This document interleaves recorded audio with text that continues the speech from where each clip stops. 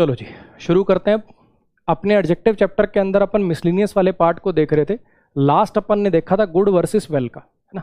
Good versus well का जो concept है वो अपन ने पढ़ा था।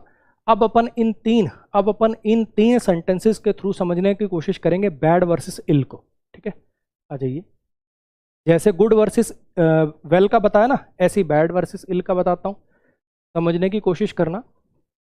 बैड जो होता है ये एक एडजेक्टिव होता है और इसका मतलब होता है बुरा।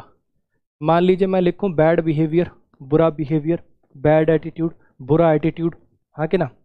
अच्छा, और ये जो इल वर्ड होता है, ये जो वर्ड होता है इल, जनरली एक एडवर्ब होता है। आमतौर से ये एक एडवर्ब की तरह से काम करता है। आमतौर से ये एक एडवर्ब की तरह से काम करता है। ठीक है, आमतौर से एक एडवर्ब की तरह से काम करता है, लेकिन ऐसा नहीं है एडजेक्टिव कभी बनता ही नहीं है। एडजेक्टिव भी बन जाता है, लो मैं लिख ही देता हूँ, है ना। फिर आप बाद में डाउट पूछोगे, दो चार बच्चे ढूंढ ही लेते हैं कहीं ना डिक्शनरी से या एग्जाम्पल से। लो मैं बता देता हूँ इसको। ये एडजेक्टिव या एडवर्ब जब बनता है, ये बन सकता है एडजेक्टिव या एडवर्ब, दोनों बन जाता है। ये एडजेक्टिव या एडवर्ब ये दोनों बन जाता है, तब इसका मतलब होता है वही बुरा या बुरी जो भी है। ठीक है, जैसे फॉर एग्जाम्पल एडजेक्टिव कैसे बन सकता है। एग्जाम्पल में अगर मैं लिखूं इल इफेक्ट्स, किसी चीज़ के बुरे इफेक्ट्स, इल इफेक्ट्स, बुरे इफेक्ट्स, ऐसे करके। क्लियर हुई इतनी बात। अब ये ना लिंकिंग वर्ब के बाद, जैसे याद है वेल के बारे में मैंने आपको बताया था, जैसे मैंने आपको वेल के बारे में बताया था, लिंकिंग वर्ब के बाद अगर आप इल लिखते हो, अगर आप लिंकिंग वर्ब के बाद इल लिखते हो तो ये एडजेक्टिव जैसा काम करने लग जाता है, और फिर इसका मीनिंग भी चेंज हो जाता है। फिर इसका मीनिंग हो जाता है अस्वस्थ, और फिर इसका मीनिंग क्या हो जाता है, फिर इसका मीनिंग हो जाता है अस्वस्थ। लिंकिंग वर्ब के बाद अगर मैं इल लिख दूं तो इसका मतलब अस्वस्थ हो जाता है। मेरी बात बड़े ध्यान से सुनना जो मैंने बात बोली, ठीक है। बैड एक एडजेक्टिव होता है, नाउन से पहले लगाना हो, बुरा वाला मीनिंग देना हो तो फिर बैड का यूज करते हैं। ठीक है, बैड बिहेवियर, बैड एटीट्यूड, ऐसे करके। इल जो होता है ये एडजेक्टिव भी होता है, एडवर्ब भी होता है, इसका मतलब होता है बुरा। ठीक, लेकिन अगर मैं लिंकिंग वर्ब के बाद इल को लिख लूं, अगर मैं लिंकिंग वर्ब के बाद इल को लिख लूं तो ये बन जाता है एक एडजेक्टिव और जिसका मतलब होता है अस्वस्थ। इतनी बात क्लियर हो गई। एक काम करो, ये तीन सेंटेंसेस हैं, तीनों को एक बार देखो, थोड़ा सा तोड़ो और देखने की कोशिश करो कहाँ पे क्या आएगा, इल कहाँ पे आएगा, बैड कहाँ पे आएगा। एक बार ट्राई करना अपने आप से, फिर मैं कराता हूँ।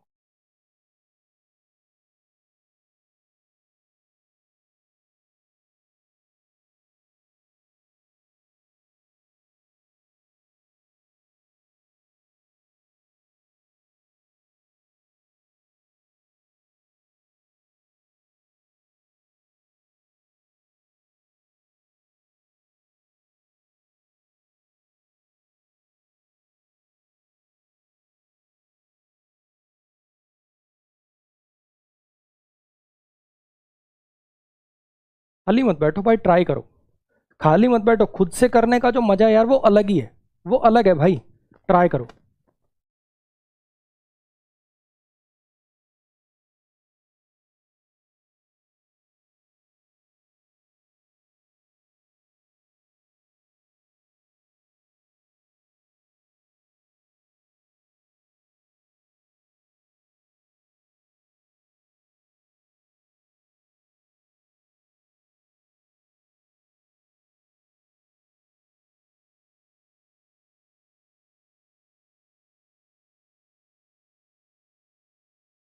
हाँ जी, आ जाओ।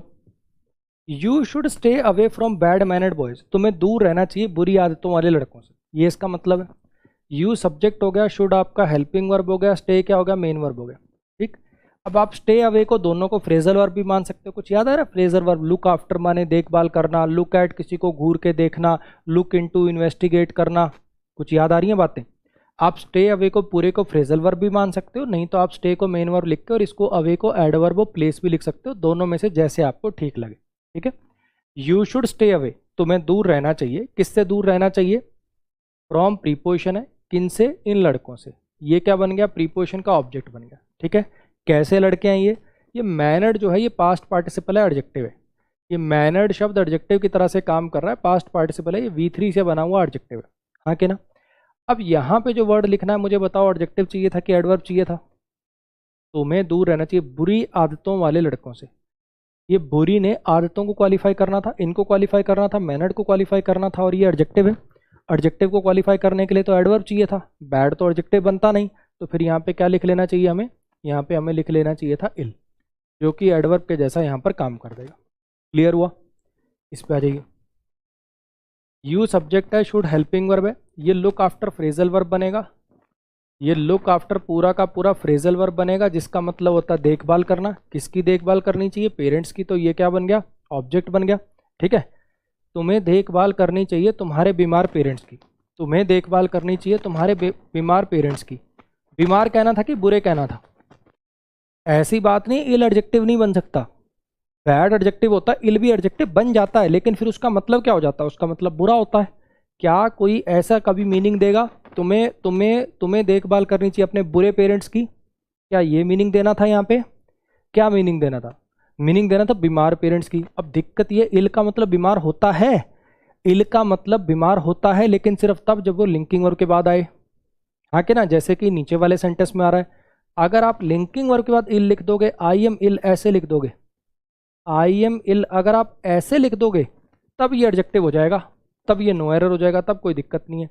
लेकिन ऐसे नाउन से पहले इल लगा के आप इल का मतलब बीमार निकाल लो, ये पॉसिबल नहीं। तो फिर यहाँ पे आपको इल को ड्रॉप करना पड़ेगा, इसकी जगह पे कुछ और लिखना पड़ेगा। क्या क्या लिख सकते हो? एक वर्ड है एलिंग, ये एक एडजेक्टिव होता है, इसका मतलब होता है दुख दर्द पीड़ा में, या सिक भी लिख सकते हो। प्रेफर करना एलिंग को, क्योंकि सिक का मतलब होता है सर्दी खांसी जुकाम, 1-2 दिन वाला बीमार। इल का मतलब भी थोड़ा लंबा बीमार, और एलिंग का मतलब भी थोड़ा सा लंबा बीमार। ठीक है, गलत नहीं है, सिक लगा दोगे तो वो भी गलत नहीं है, लेकिन सिक सर्दी खांसी जुकाम के लिए यूज करते हैं, इल थोड़ा सा लंबा जब आदमी बीमार रहता है। ठीक है, और एलिंग भी कब? जब थोड़ा लंबा बीमार। एक बार फिर से देख लीजिए मैंने क्या पढ़ाया आपको। बेसिकली ये वर्ड्स के यूसेज की बात है। बैड एक एडजेक्टिव होता है, इल एडजेक्टिव एडवर्ब दोनों होता है जब ये नाउन के साथ लगे या किसी दूसरे एडजेक्टिव के साथ लगे, और इसका मतलब तब होता है बुरा, बुरी, बुरे, इस टाइप का। ठीक है, इल जो है एडजेक्टिव भी होता है जब ये लिंकिंग वर्ब के बाद लगे और उसका मीनिंग होता है उस समय पे अस्वस्थ यानी बीमार। अब यहाँ पे पहले सेंटेंस के अंदर मुझे मैनर्ड एडजेक्टिव के लिए एडवर्ब चाहिए था, तो यहाँ इल आ गया। यहाँ मुझे नाउन के लिए एडजेक्टिव चाहिए, इल एडजेक्टिव होता है, लेकिन फिर मीनिंग गलत हो रहा है। अस्वस्थ वाले मीनिंग के अंदर इल एडजेक्टिव के रूप में यूज नहीं हो सकता अगर वो लिंकिंग वर्ब के बाद नहीं है। तो यहाँ कोई लिंकिंग वर्ब वगैरह तो थी नहीं, तो यहाँ पे इल को आप एडजेक्टिव के रूप में अस्वस्थ वाले मीनिंग में यूज में नहीं ले सकते, इसलिए मुझे एलिंग या सिक लगाना पड़ा। यहाँ पे लिंकिंग वर्ब है तो इस बार इसका मतलब अस्वस्थ हो सकता है, अभी चल जाएगा। क्लियर हो गया? हाँ जी। अब ये 2 सेंटेंसेस हैं, एक बार आप अपने आप मेरे बिना पढ़ाए एक बार देखना। हिंट मैं आपको दे देता हूं, मीनिंग बेस्ड एरर है इसमें कुछ मीनिंग बेस्ड एरर है, देखना एक बार, करना ट्राई अपने आप से।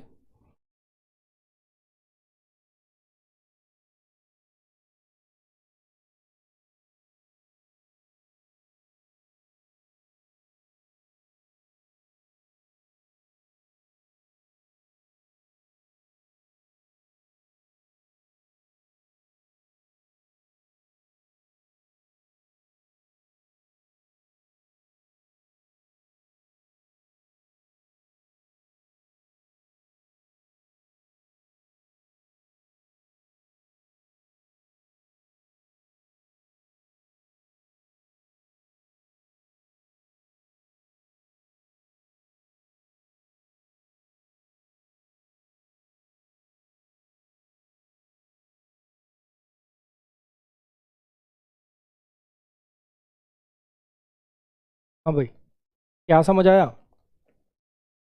क्या समझ आया? वो जो चोर थे वो भाग गए।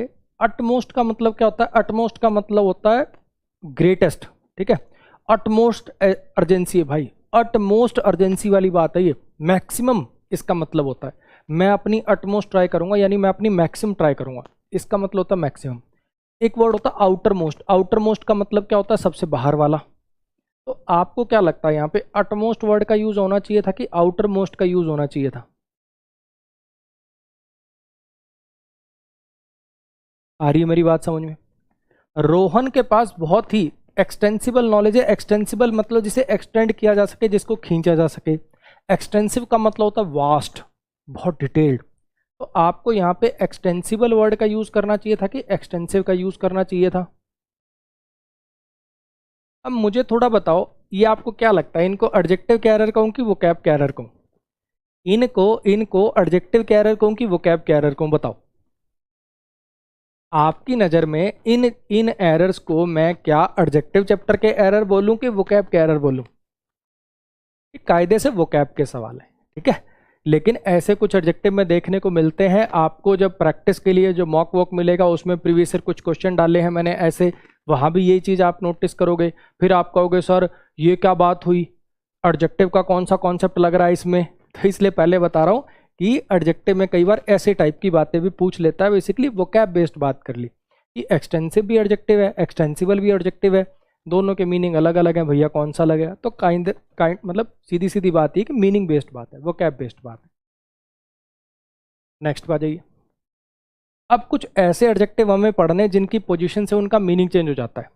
अब कुछ ऐसे एडजेक्टिव हमें पढ़ने हैं जिनकी पोजीशन चेंज करने से उनका मीनिंग चेंज हो जाता है। जैसे देखिए जरा, अगर मैं कंसर्न्ड को नाउन से पहले लगा दूं, अगर मैं कंसर्न्ड को नाउन से पहले लगा दूं तो उसका मतलब हो जाता है चिंतित परेशान। अगर मान लीजिए मैं लिखूं कंसर्न्ड ऑफिसर, तो इसका मतलब हो जाएगा चिंतित ऑफिसर, ठीक है। कंसर्न्ड पेरेंट्स, चिंतित पेरेंट्स। कंसर्न्ड एम्प्लॉय, चिंतित एम्प्लॉय। अगर मैं लिख दूं कंसर्न्ड को नाउन के बाद the staff concerned, you should talk to the staff concerned, इसका मतलब तुम्हें बात करनी चाहिए, जो स्टाफ इस बात से संबंधित है, इस चीज़ से संबंधित है, उससे बात करनी चाहिए। अगर मैं कंसर्न्ड को नाउन के बाद लिखता हूं तो उसका मतलब निकलता है संबंधित, कंसर्न्ड को नाउन से पहले लिखता हूं तो उसका मतलब होता है चिंतित परेशान। ये दो सेंटेंसेस आपके सामने हैं, एक बार मुझे बताना। ये दो सेंटेंसेस आपके सामने हैं, मुझे बताना जरा एक बार कौन से में कौन सा आएगा।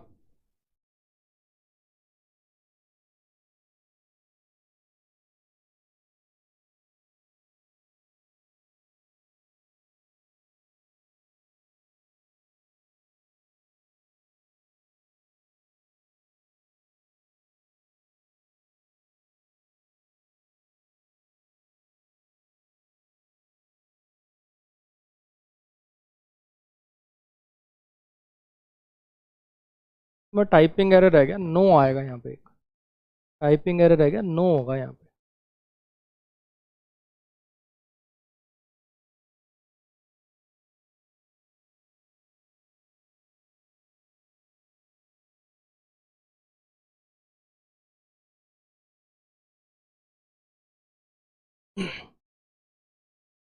हाँ जी, कर लिया है।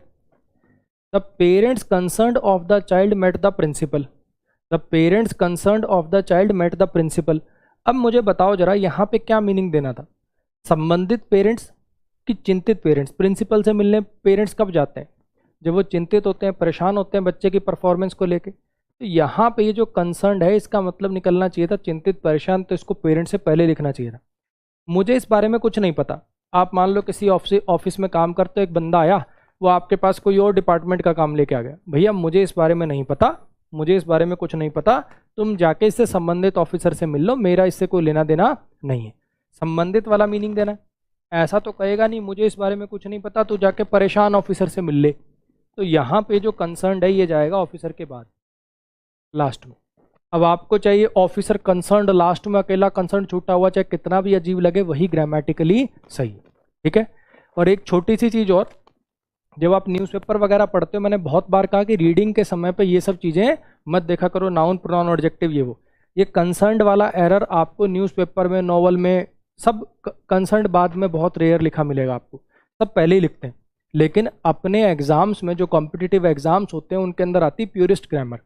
प्योरेस्ट ग्रामर यानी जो ऑफिशियल ग्रामर है उसके अकॉर्डिंग कंसर्न्ड के दो मीनिंग होते हैं। अगर ये नाउन से पहले लगे तो चिंतित परेशान मीनिंग देता है, नाउन के बाद लगे तो रिलेटेड मीनिंग देता है। तो अगर रिलेटेड मीनिंग देना तो बाद में ही लिखना पड़ेगा। ये बात न्यूज़पेपर वगैरह और इन पे अप्लाई नहीं होती है। न्यूज़पेपर में भी दिन की 200 गलतियाँ आती हैं, ठीक है। उससे सिर्फ आपको मीनिंग सीखना है, वोकैब सीखनी है, ग्रामर वहाँ से नहीं सीखनी। ग्रामर के लिए मैं हूँ ना। सेम ऐसे देखिए जरा, रिस्पॉन्सिबल, रिस्पॉन्सिबल का मतलब होता है जिम्मेदार। अब जिम्मेदार भी दो टाइप के होते हैं, जिम्मेदार भी दो टाइप के होते हैं। एक तो वो वाला जिम्मेदार होता है, एक तो वो वाला जिम्मेदार होता है जैसे होता ना शादियों के अंदर, एक वो फूफा जी को चाचा जी को काले रंग का बैग दे रखा होता है जिसके अंदर शगन डलता है ना, जिसके अंदर कन्यादान वगैरह सारा पैसा उसी के अंदर होता है। तो वो वाला बैग लिए जो घूम रहा होता है वो आदमी जिम्मेदार होना चाहिए। यार तुम्हें ये काम ना एक रिस्पॉन्सिबल से बंदे को देना चाहिए, रिस्पॉन्सिबल जिम्मेदार आदमी को देना चाहिए, पॉजिटिव सेंस में जिम्मेदार। अब ऐसे किसी आदमी को पकड़ा दो, पता जी फूफा जी शौकीन है पैग लगाने के हैं तीन पैक के बाद फूफा जी नाली में, है ना बैग किसी साली के पास, ऐसा नहीं होना चाहिए ना। तो यहाँ पे रिस्पॉन्सिबल के दो मतलब है। रिस्पॉन्सिबल माने जिम्मेदार, और जिम्मेदार भी दो तरीके का होता है। किसी नेगेटिव चीज़ के लिए जिम्मेदार, इन सब चीज़ों के लिए तुम जिम्मेदार हो, एक तो वो वाला जिम्मेदार, और एक पॉजिटिव सेंस में जिम्मेदार। अगर मैं रिस्पॉन्सिबल को नाउन से पहले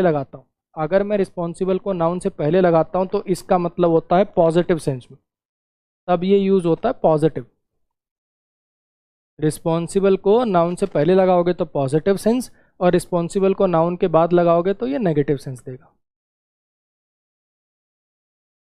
अब ये दो सेंटेंसेस है, बताना जरा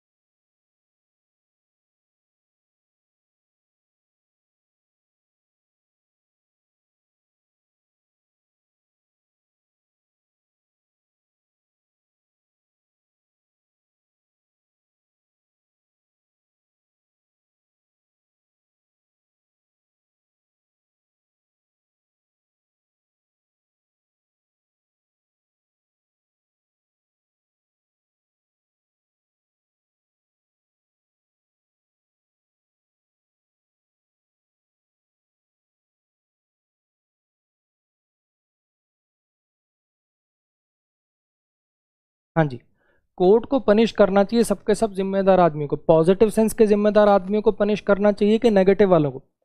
सब कोर्ट को पनिश करना चाहिए सबके सब मेन रिस्पॉन्सिबल, जो किसी गलत चीज़ के लिए जिम्मेदार होंगे उनको कोर्ट पनिश करेगा ना।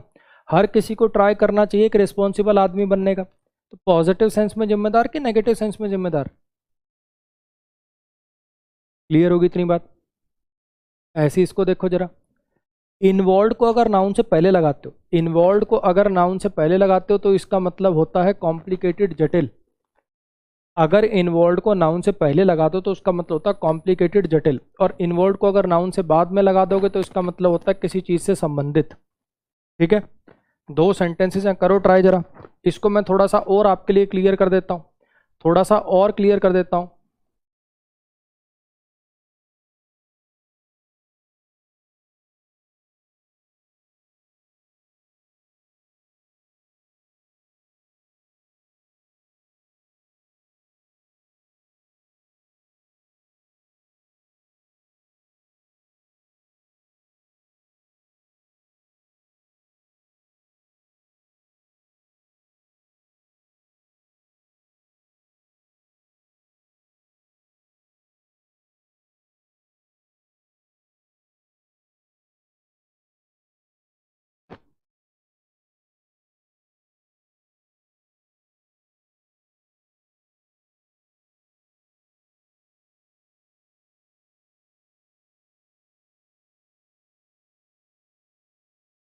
हाँ जी। राजस्थान पुलिस ने सबके सब डैश केसेस को सीबीआई को भेज दिया क्योंकि वो उस पर कोई प्रोग्रेस नहीं कर पा रहे थे। तो ये कैसे केस रहे होंगे? कॉम्प्लेक्स केस रहे होंगे, जटिल केस रहे होंगे। तो यहाँ पे इन्वॉल्व जो है उसका मतलब देना था कॉम्प्लेक्स केसेस, जटिल cases, all the involve cases. और एक काम करो, सबके सब केसेस की फाइल ले आओ जो इस केस से डैश है, इस केस से क्या है, इस केस से संबंधित है। तो यहाँ पे all the cases involve with this, यहाँ पे द आर्टिकल आना था, द आर्टिकल छूट गया, द आर्टिकल भी आएगा, all the cases involve with this case. Clear हो गया? इसको देखो जरा, अपोजिट के भी दो मतलब होते हैं। एक तो जैसे बोलते हैं ना, उन दोनों के घर रोड के अपोजिट साइड्स पर हैं, यानी मेरे सामने ऐसे खड़ा है, अपोजिट साइड पे खड़ा है वो। एक तो ये वाला अपोजिट होता है, और एक अपोजिट का मतलब होता है बिल्कुल डिफरेंट। ये दोनों तो भैया अपोजिट पर्सनैलिटी हैं बिल्कुल। तो अगर मैं नाउन से पहले लिखता हूँ तो इसका मतलब होता है डिफरेंट टाइप वाला, और अगर मैं नाउन के बाद लिखता हूँ तो इसका मतलब पोजीशन से होता है कि जो आपके अपोजिट खड़ा है। एक बार ट्राई करना दोनों में कौन सा कहाँ पे क्या आएगा।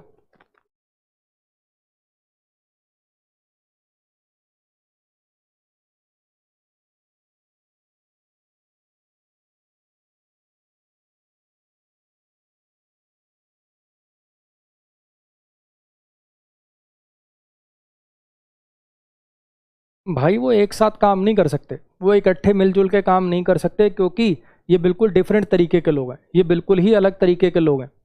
तो यहाँ पे क्या देना था, they are completely opposite people.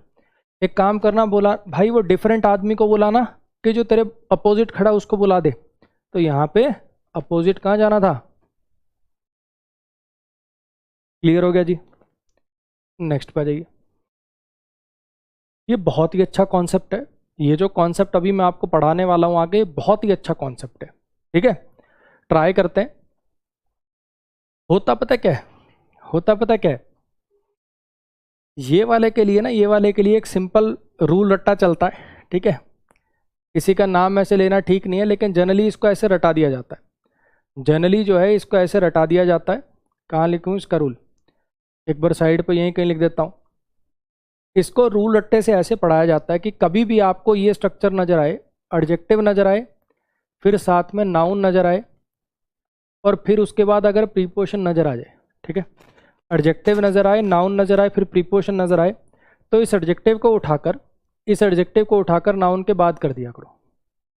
ठीक, ऐसे रूल नंबर 536 ऐसे रटा दिया जाता है और ऐसे लिख देते हैं। ऐसे रूल रट्टे से करने के क्या नुकसान होंगे, ऐसे रट्टे से करने के क्या नुकसान होंगे, अभी आपको समझ में आएगा। ठीक है, उससे पहले मैं आपको इसका कॉन्सेप्ट बताता हूँ कि आखिर ये है क्या।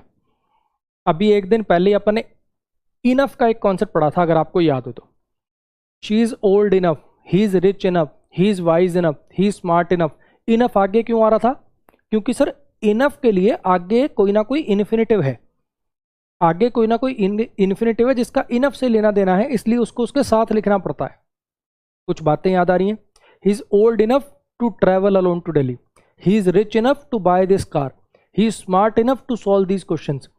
सर उस वर्ड को क्वालिफाई करने के लिए आगे कोई वर्ड है तो सेंटेंस में क्लियर हो जाए कि भैया ये वर्ड ओल्ड के लिए नहीं इनफ के लिए है, ये वर्ड रिच के लिए नहीं इनफ के लिए है, ये वर्ड स्मार्ट के लिए नहीं इनफ के लिए है, इसलिए उसको उसके साथ रख दिया। याद आ रही है ये वाली बात। एक दूसरी बात अगर आपको याद आ रही हो तो मैंने पढ़ा रखा है, प्रीपोजिशन के साथ जब नाउन आता है तो वो एडजेक्टिव या एडवर्बियल फ्रेज बनाता है। ये दोनों बातें अगर आपको याद हैं, दोनों बातें अगर आपको याद हैं, तो आप इसको बड़े आराम से, आप इसको बड़े आराम से समझ पाओगे। आओ जरा देखना।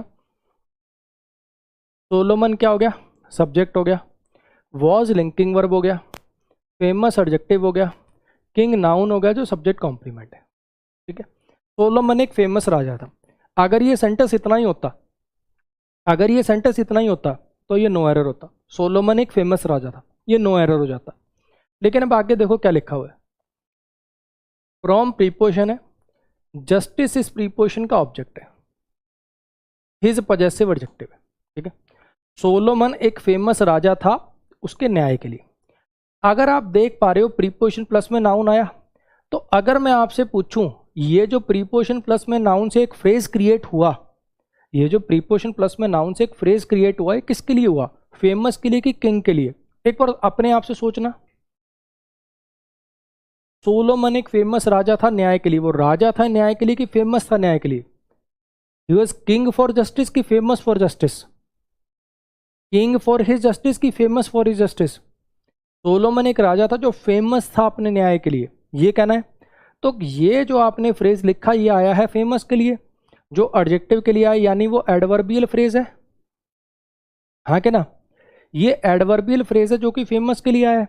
लेकिन अगर मैं इसको ऐसे लिखा रहने दूंगा तो पढ़ने सुनने वाले को अजीब लगेगा, उसको समझ में नहीं आएगा कि इसको किंग के लिए लिख रहे हो कि फेमस के लिए लिख रहे हो। सेंटेंस अटपटा लगेगा, मीनिंग क्लियर नहीं होगा, सेंटेंस में एम्बिग्यूटी आएगी, वही इनफ वाली बात। तो फिर भैया इसको उठा के यहां ले जाएंगे। एडजेक्टिव, एडजेक्टिव जनरली नाउन से पहले लगता है, एडजेक्टिव जनरली नाउन से पहले लगता है। लेकिन एक तो जब लिंकिंग और के बाद लिख दें, ही is smart, he is rich, linking और के बाद लिख दो तब आ सकता है बाद में। या फिर कुछ ऐसे सर्कमस्टांसेस, देखो अपन ने आज ही पढ़ा, यहां देख पा रहे हो एडजेक्टिव नाउन के बाद जा रहा है कि नहीं जा रहा, यहां एडजेक्टिव नाउन के बाद जा रहा है कि नहीं जा रहा। तो ऐसे कुछ रेयर सर्कमस्टांसेस होते हैं जिनके अंदर एडजेक्टिव नाउन के बाद भी भेजना पड़ जाता है। एक तो पीछे देखा कि कुछ एडजेक्टिव ऐसे होते हैं उनका मीनिंग ही बदल जाता है पोजीशन चेंज करने से, तब बदलना पड़ जाता है।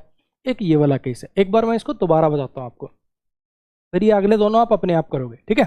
सुनो मैंने क्या बोला कि ऐसे ऐसे दुनिया जहान के रूल रट्टे की बजाय एडजेक्टिव आए, नाउन आए, प्रीपोजिशन आए तो इसको उठा के आगे रख देते हैं, ये भी फ्लॉप होगा।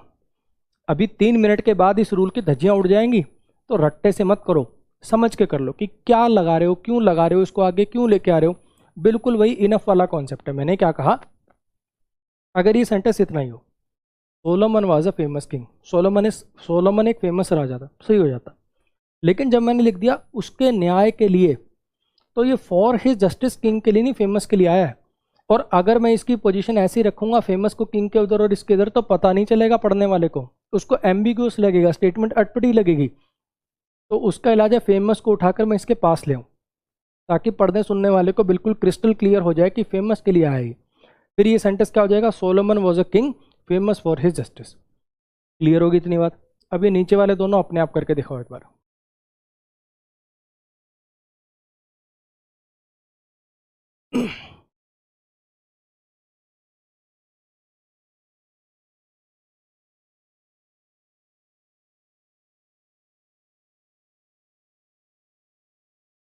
खाली मत बैठो यार, ट्राई करो। अब कॉन्सेप्ट मैंने बता दिया है, खुद से इसको एक बार अप्लाई करने की ट्राई करोगे तभी तो प्रोबेबिलिटी बढ़ेगी कि पेपर में भी कर पाओ। करो, ट्राई करो।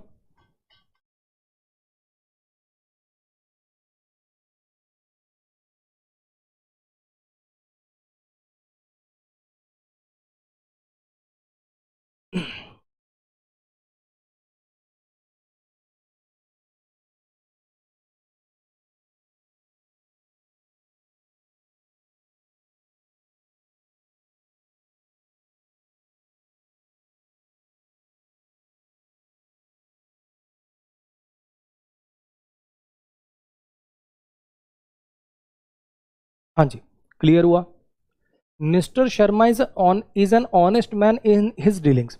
मिस्टर शर्मा एक ईमानदार आदमी है अपने लेन देन में। Subject, linking verb, adjective, noun, subject complement, ठीक है। अगर ये सेंटेंस इतना ही हो तो नो एरर है, Mr Sharma is an honest man, no error. लेकिन ये जो आगे मैंने लिख दिया, इन हिज डीलिंग्स, अपने लेन देन में, मुझे बताओ ये किसके लिए आया। ये जो आपने फ्रेज क्रिएट किया, प्रीपोजिशन प्लस नाउन लगा के जो फ्रेज क्रिएट किया, किसके लिए आया। मैन इन हिज डीलिंग्स की ऑनेस्ट इन हिज डीलिंग्स। ये जो इन हिज डीलिंग्स, अपने लेन देन में, ये फ्रेज का लेना देना मैन से है कि ऑनेस्ट से।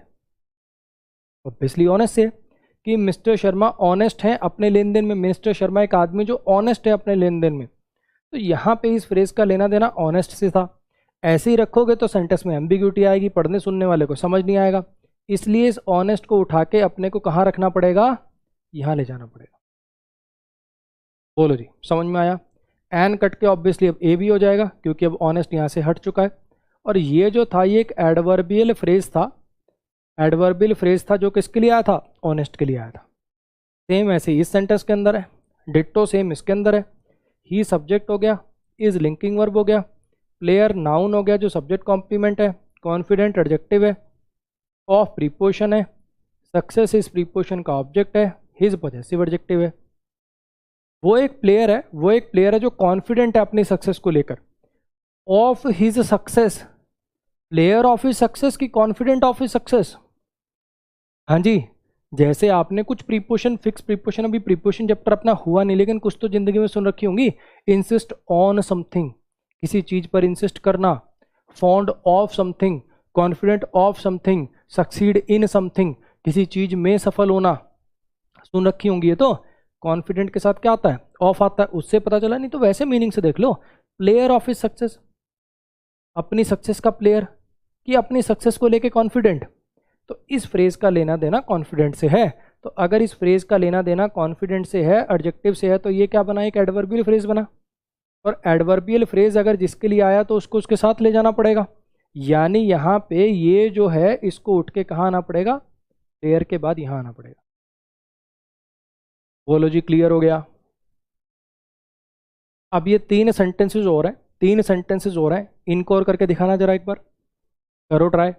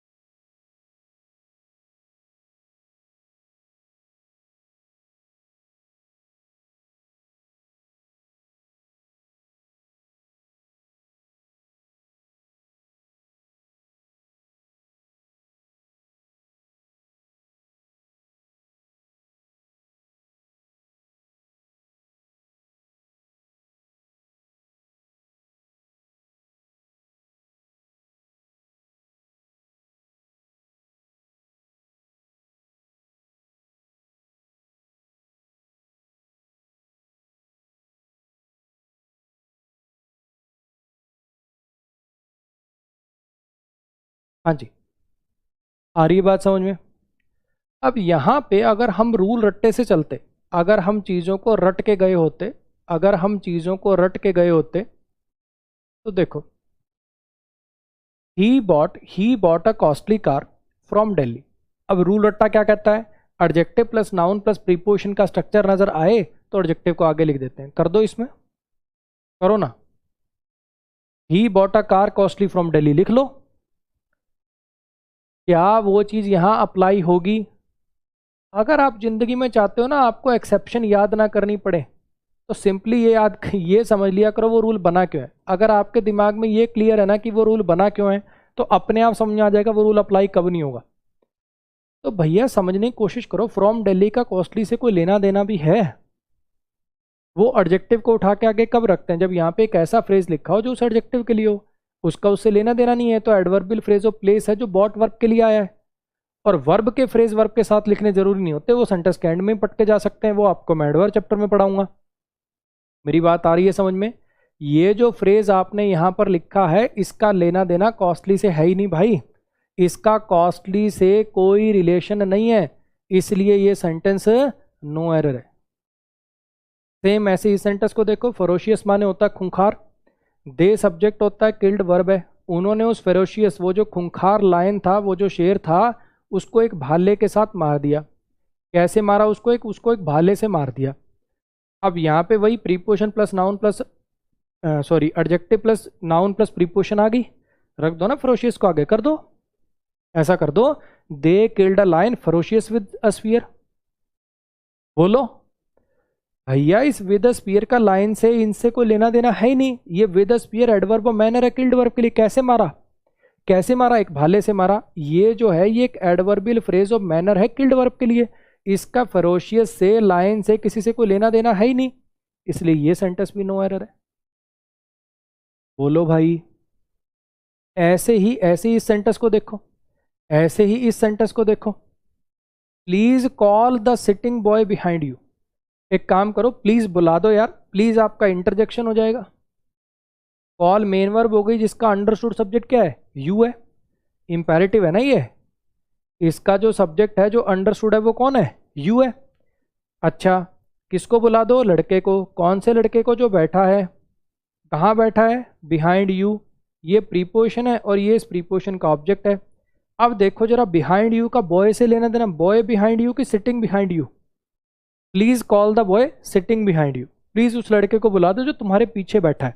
अब इस सिटिंग का लेना देना है बिहाइंड यू से, हाँ क्या ना?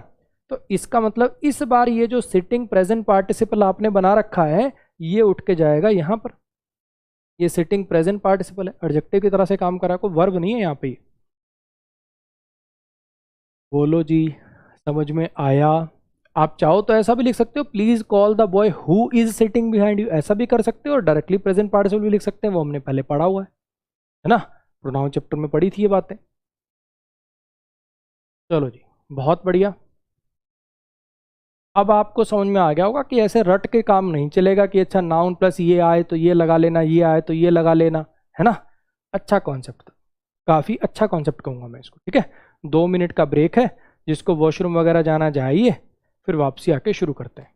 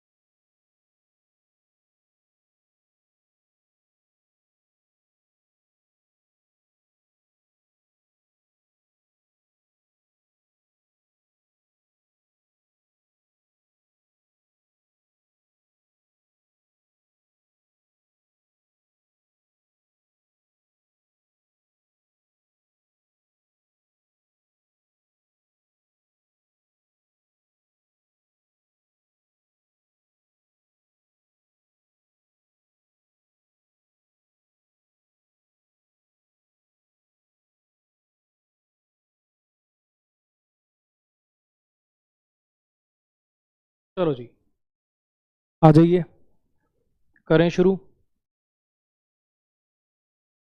अब एक रटने वाला रूल आ गया जी। ये कुछ ऐसे एडजेक्टिव हैं, ये कुछ ऐसे एडजेक्टिव हैं, इनको सिर्फ प्रीडिकेटिवली यूज कर सकते हो। प्रीडिकेटिवली का मतलब होता है, मतलब नाउन से पहले लगा के यूज नहीं कर सकते। ठीक है, एडजेक्टिव के 3 पोजीशन होती हैं, जैसे rich man, stupid man, tall boy. एक तो नाउन से पहले आना, और एक होता लिंकिंग और के बाद आना, he is tall, he is rich, ऐसे करके। या फिर एक आधी मजबूरी वाली, जब मैंने बताया कि नाउन के बाद लगानी पड़ जाती है मजबूरी में, जस्ट पर। ठीक है, तो ये फंडा ऐसा। अभी अपन ने इल वेल पढ़ा, कल की क्लास में वेल पढ़ा था, आज इल पढ़ा, याद है। मैंने कहा कि अगर आपको अस्वस्थ मीनिंग देना है, अस्वस्थ मीनिंग देना है, तो इल को कभी नाउन से पहले नहीं लगा पाओगे। ही इज इल लिख पाओगे, इल मैन नहीं लिख पाओगे, है ना। ऐसे अगर स्वस्थ मीनिंग देना है तो वेल मैन नहीं लिख पाओगे, ही इज वेल लिख सकते हो, माई मदर इज वेल लिख सकते हो, वेल मदर नहीं लिख पाओगे। ये वही वाला फंडा है कि ये कुछ ऐसे एडजेक्टिव हैं। ये क्लास के बाद एक छोटा सा काम करना, डिक्शनरी में इनमें से कोई टाइप कर लेना, कोई टाइप कर लेना, अफ्रेड, ग्लैड, कोई भी टाइप कर लेना। आपको वहां पे ऊपर दिखा, जहां पे दिखाता ना adjective, adverb, parts of speech दिखाता, उसी के साइड पे ब्रैकेट में बोल्ड में लिखा होगा ब्लू कलर से, not before a noun. Specially लिखा होगा नॉट बिफोर अ नाउन, कि ये नाउन से पहले लगाकर यूज में नहीं लिए जाते। प्रीडिकेटिव का मतलब होता बाद में। आपको कई बार मान लो कहीं ये टर्म नजर आए तो डरना नहीं है। 2 टाइप के एडजेक्टिव होते हैं बेसिकली, एट्रीब्यूटिव एडजेक्टिव और प्रीडिकेटिव एडजेक्टिव। एट्रीब्यूटिव माने जब नाउन से पहले लगा के यूज में लेते हैं तो वो एट्रीब्यूटिव कहलाते हैं, लिंकिंग और के बाद लिख देते हैं तो प्रीडिकेटिव हो जाते हैं। इतनी सी बात है, डरा मत करो बड़े बड़े शब्दों से। ठीक है, अगर मैं कहूँ टॉल मैन, ब्रेव सोल्जर, तो ये एट्रीब्यूटिव एडजेक्टिव हो गया। ही इज ब्रेव, यहाँ ब्रेव प्रीडिकेटिव हो गया। ही इज टॉल, यहाँ टॉल प्रीडिकेटिव हो गया। इतनी सी बात है। तो ये कुछ ऐसे एडजेक्टिव हैं भाई, ये कुछ ऐसे एडजेक्टिव हैं, याद ही करने पड़ेंगे, पहले बता रहा हूँ।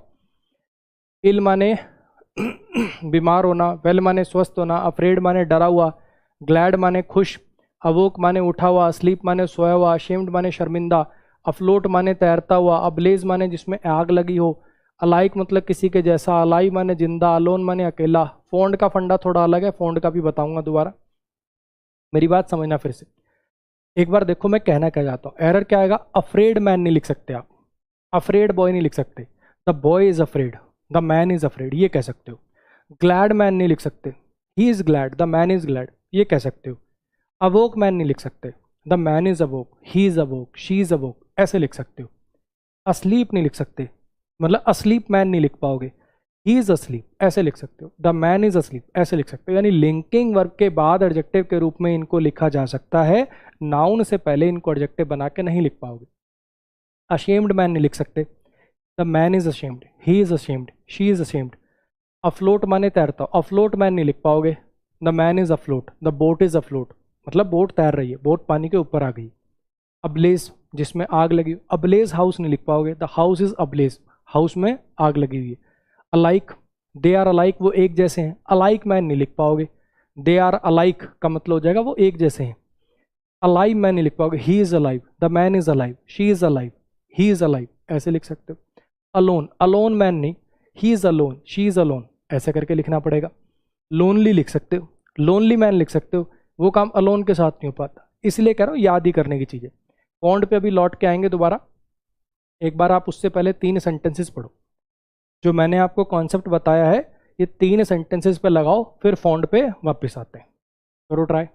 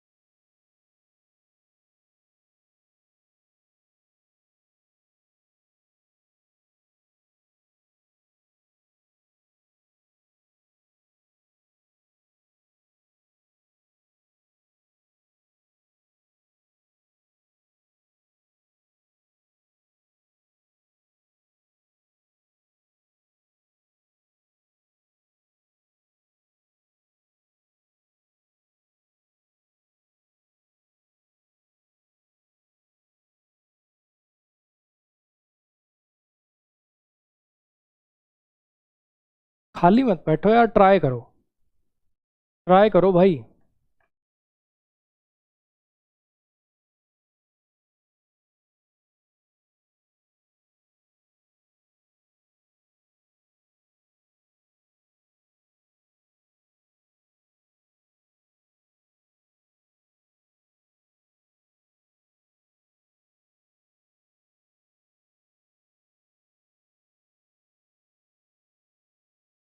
हाँ जी। I saw many alive creatures in the sea when I did scuba diving in Goa. मैंने बहुत सारे जिंदा क्रिएचर्स देखे, मैंने बहुत सारे जिंदा क्रिएचर देखे समुद्र में जब मैंने स्कूबा डाइविंग करी गोवा में। ठीक है, अब यहाँ पे आई सॉ मैनी अलाइव क्रिएचर्स, आई saw many alive creatures, alive तो नाउन से पहले यूज नहीं हो सकता। या तो लिविंग क्रिएचर्स कर सकते हो, या तो इसकी जगह पे लिविंग क्रिएचर्स कर सकते हो, या दूसरा दूसरा क्या कर सकते हो कि अगर अलाइव ही वर्ड यूज करना है तो आई saw many creatures which were alive कर लो, है ना। लिंकिंग वर्ब के बाद लिखना है इसको, लिंकिंग वर्ब के लिए सब्जेक्ट चाहिए होगा और सब्जेक्ट लगाना है, तो क्या कर सकते हो, इसके लिए एक रिलेटिव प्रोनाउन लिखा और ऐसे लिख दिया। देखो यहाँ पे आप ऐसा लिख सकते हो, गलत टाइप हो गया दोबारा। यहाँ पे ऐसा कर सकते हो, अलाइव एक ऐसा एडजेक्टिव है जो हमेशा प्रीडिकेटिवली यूज होता है, इसलिए आप ऐसा कर सकते हो, आई saw many creatures which were alive, या तो विच रिलेटिव प्रोनाउन लगा के ऐसे लिख लो, विच रिलेटिव प्रोनाउन लगा दिया क्रिएचर्स के लिए, वर लिंकिंग वर लगा दिया और ऐसे लिख लिया। या फिर आई सॉ मैनी लिविंग क्रिएचर्स कर लो, दो में से कोई एक काम कर लो। प्रेफर हम इसको करते हैं क्योंकि इसके अंदर वर्ड सेम रख लिया हमने, वर्ड को चेंज नहीं किया। वो हमसे ये नॉलेज जानना चाह रहा था कि क्या तुम्हें पता है अलाइव नाउन से पहले नहीं लगता, अलाइव को प्रीडिकेटिवली यूज करते हैं, क्या तुझे बात पता है भाई, हमने वर्ड ही चेंज कर लिया। तो ये भी ग्रामेटिकली ठीक है, लेकिन अगर दोनों में से चॉइस हो तो इस वाले करेक्शन को हम प्रेफर करेंगे। ऐसी अगर बात करें इस वाले सेंटेंस की, a glad man can't think rationally, एक जो बहुत ज़्यादा खुश आदमी होता है ना वो रैशनली नहीं सोच पाता, लॉजिकली नहीं सोच पाता। अब फिर वही बात, the man is glad, he is glad, the person is glad, ऐसे लिख सकते हो। ग्लैड मैन ग्लैड पर्सन तो लिख नहीं पाओगे। अब इसको भी सही करने के दो तरीके, या तो ऐसा लिख लो या तो ऐसा लिख लो, a person who is glad, ये तो बेस्ट है, ठीक है। या फिर अ हैप्पी मैन, लेकिन फिर वही बात, ये तो वही बात हो गई, वो हमसे नॉलेज पूछ क्या रहा है और हम उसको जवाब क्या दे रहे हैं। हमसे वो ये जानना चाह रहा, क्या तुझे पता है क्या भाई कि ग्लैड को नाउन से पहले लगा के यूज में नहीं लेते, इसको लिंकिंग और के बाद ही यूज में लेते हैं, क्या तुझे बात पता है, और हमने उसको कुछ और ही टाप दिया। ऐसे लास्ट वाले पे आ जाओ, वो वहां पे नहीं जाएगा, वो वहां पे नहीं जाएगा क्योंकि वो एक बहुत ही अफ्रेड आदमी है। अफ्रेड मैन तो लिख नहीं पाओगे, है ना। He is a man who is very afraid लिख लो, या फिर एक काम करो, ही लिख दिया है, मैन को ड्रॉप भी कर लो, सीधा लिख लो ही इज़ वेरी अफ्रेड, सीधा लिख लो, है ना।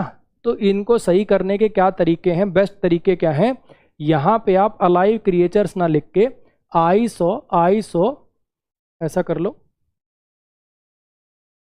यहां से आप अलाइव को ड्रॉप करके ऐसा लिख लो, I saw many creatures which were alive, ठीक है। ऐसे ग्लैड को आप यहां से ड्रॉप करके यहां पे लिख लो हु इज ग्लैड। ऐसे इसमें क्या कर सकते हो, वो वहां नहीं जाएगा because he is a very afraid man.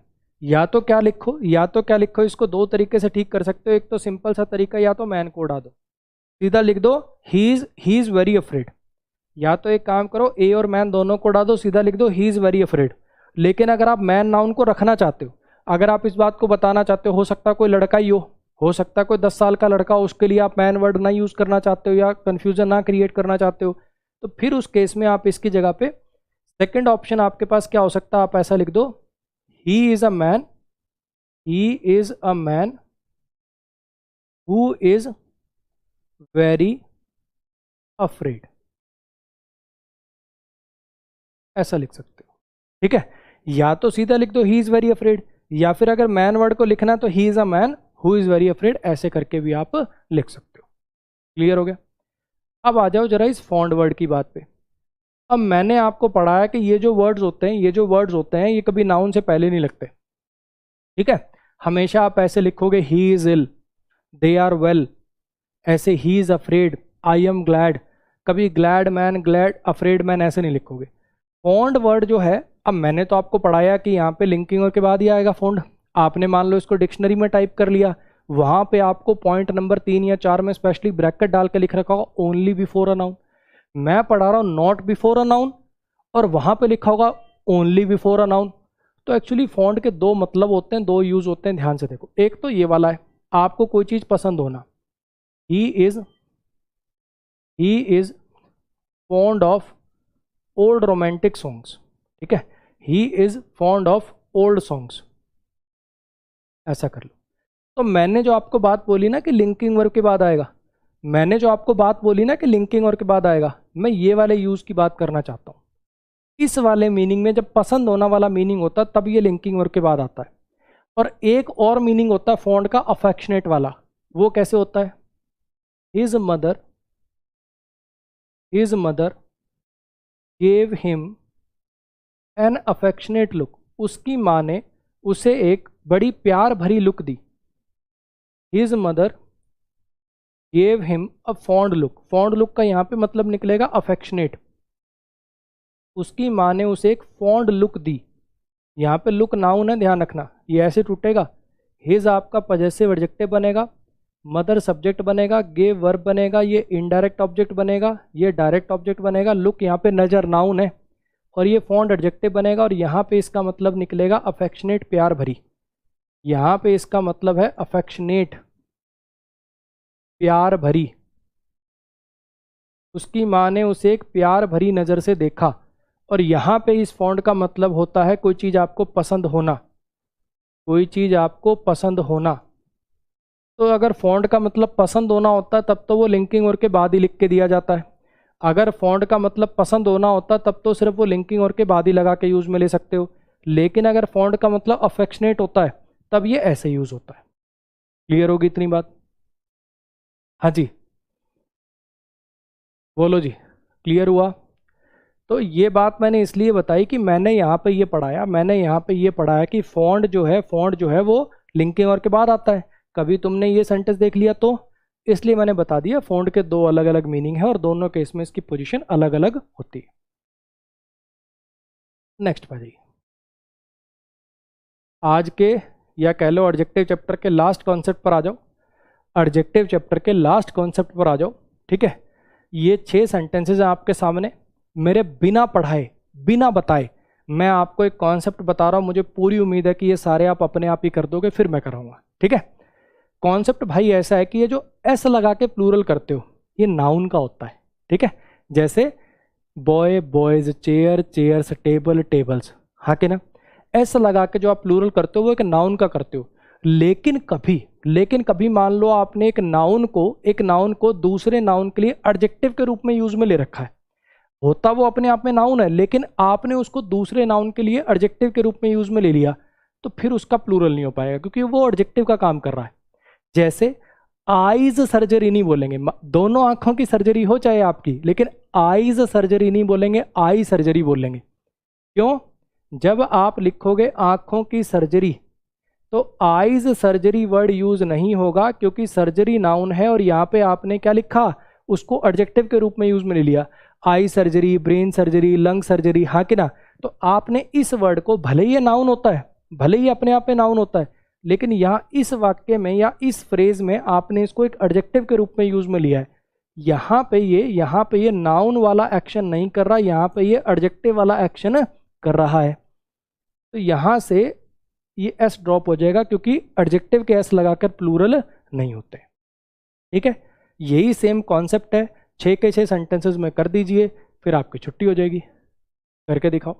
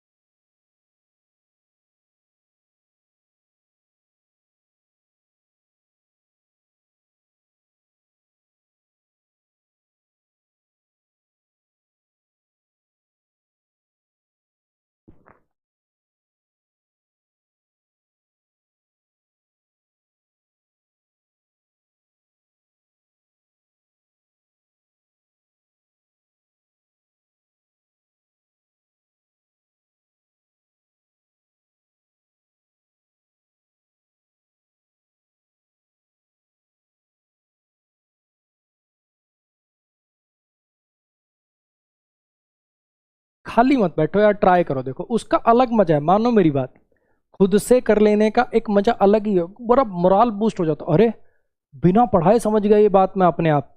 करो ट्राई भाई एक बार।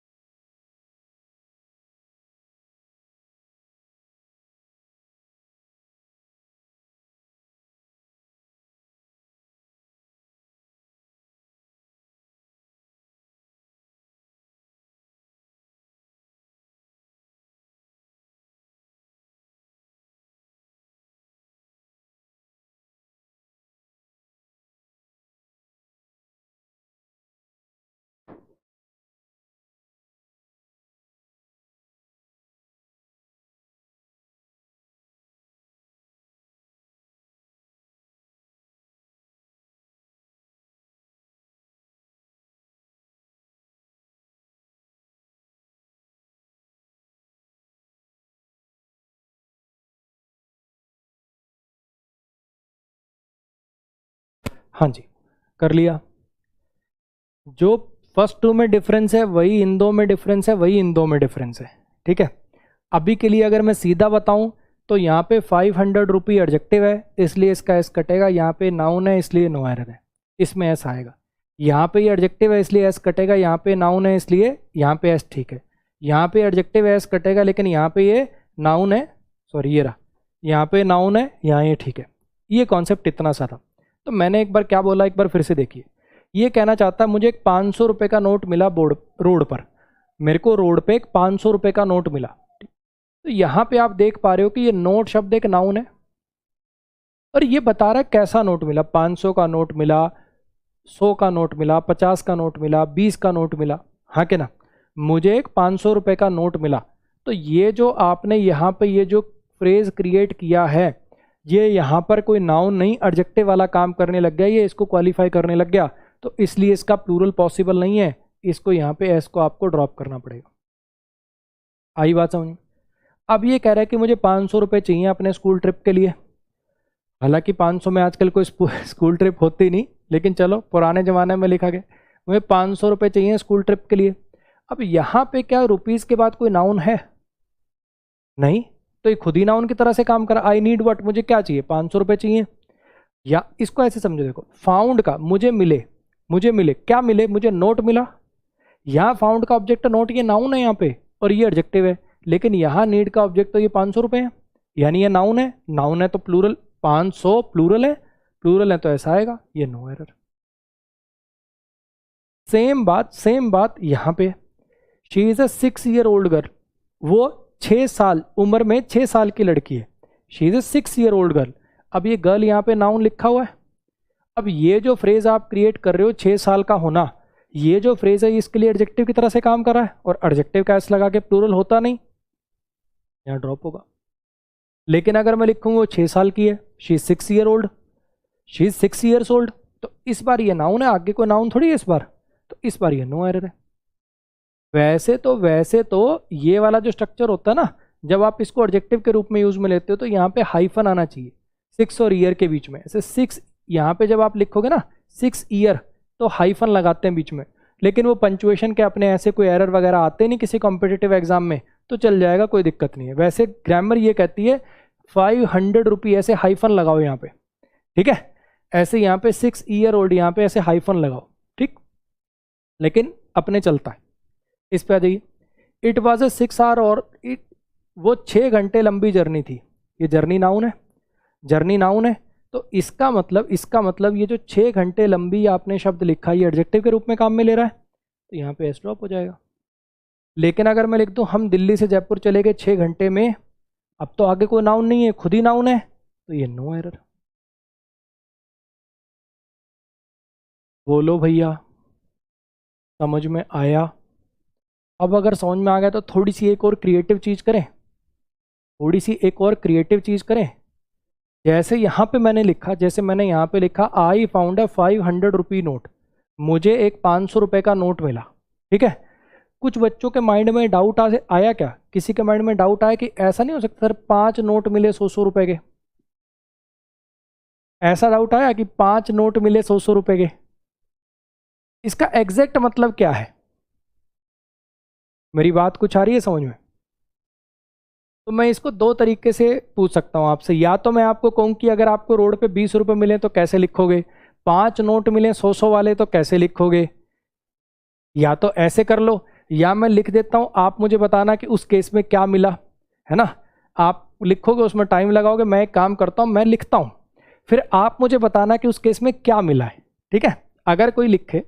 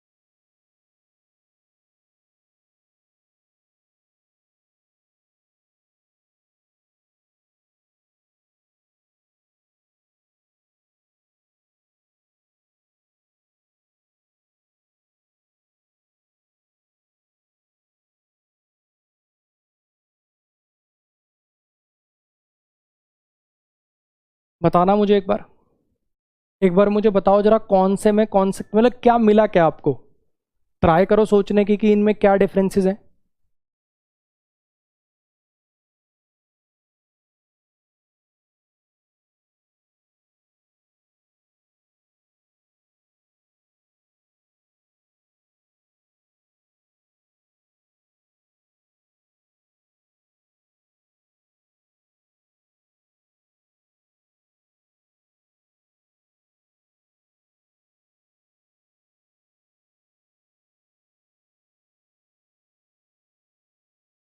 सोचो सोचो।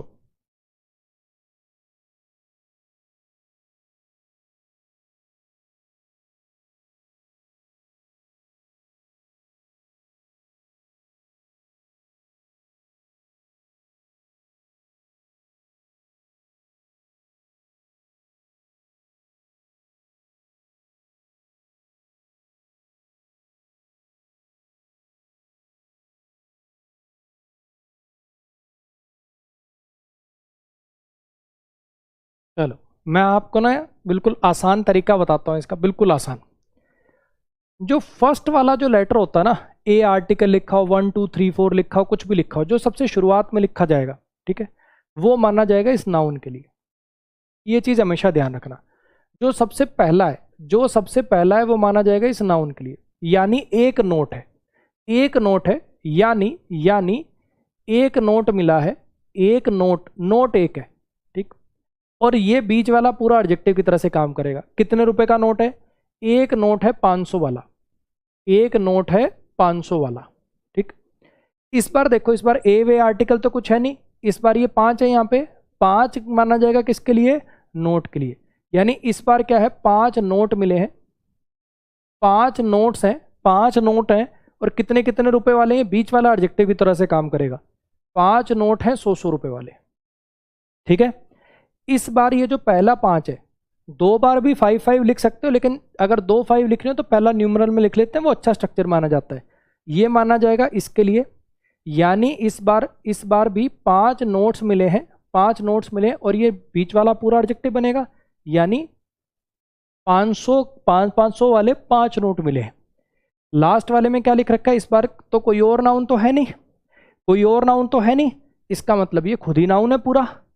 अगर कोई और नाउन ही नहीं है तो खुद ही नाउन है पूरा, तो उसको 500 रुपये मिले हैं। अब ये 500 कुछ भी हो सकते हैं, ये 500 है, ये 500 रुपीज़ हैं, और ये कुछ भी हो सकते हैं। हो सकता है 1 रुपए के 500 सिक्के हों, हो सकता है 10 रुपए के 50 नोट हों, कोई भी रैंडम कॉम्बिनेशन इसमें पॉसिबल है। Any combination possible, any combination possible, any combination possible.